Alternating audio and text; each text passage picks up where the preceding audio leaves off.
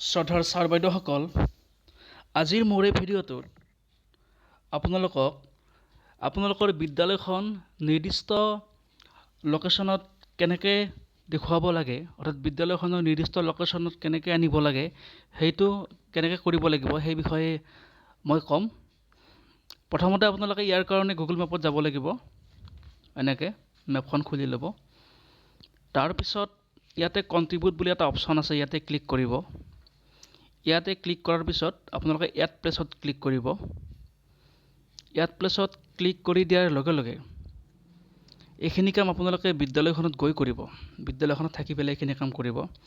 ইয়াতে আছে place name, যিটো প্লেচত আপুনি লোকেশ্যন দিব খোজে, বিদ্যালয়ৰে হওক, ৰাজহুৱা অনুষ্ঠানৰে হওক বা ৰাস্তাৰে হওক, কোনোবা মঠ মন্দিৰেই হওক, যিকোনো ঠাইৰ লোকেশ্যন দিব পাৰে। আপোনাৰ ঘৰখনৰ লোকেশ্যন দিব পাৰে। ইয়াতে নামটো লিখিব লাগিব।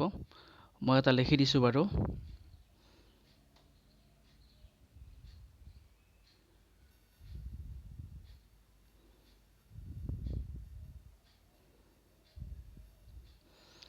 ইয়াতে চিলেক্ট কৰিব লাগিব কেটেগৰী। আপোনালোকে যিটো নাম দিলে সেইটো কি কেটেগৰীৰ আণ্ডাৰত পৰে, ফুডছ এণ্ড ড্ৰিংকতে পৰে নে শ্বপিঙতে পৰে। যিহেতু মই এখন স্কুলৰ নাম দিছোঁ, গতিকে ইয়াতে এডুকেশ্যন চিলেক্ট কৰিব লাগিব। মই এডুকেশ্যনটো কি হয়, এলিমেণ্টাৰী স্কুল বা প্ৰাইমাৰী স্কুল দিলোঁ।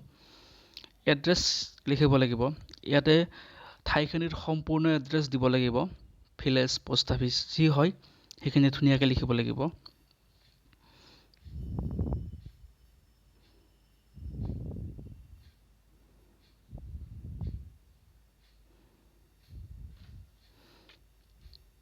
লোকেটেড উইথিন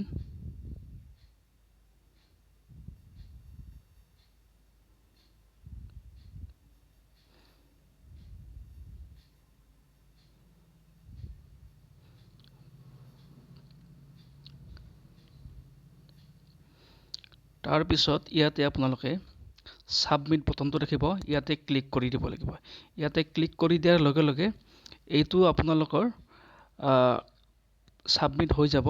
আৰু ছাবমিট হৈ যোৱাৰ লগে লগে আপোনালোকৰ লোকেশ্যনটো, বিদ্যালয়খনৰ একদম পিন পইণ্ট, একদম একুৰেট লোকেশ্যনটো ইয়াতে আহি যাব।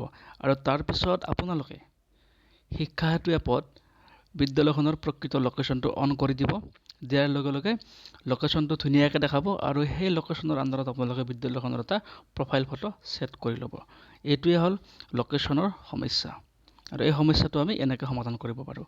ইয়াৰ কাৰণে কিন্তু আমি বিদ্যালয়খনলৈ যাব লাগিব আৰু বিদ্যালয়খনত থাকিহে আমি এই কামটো কৰিব লাগিব। ধন্যবাদ।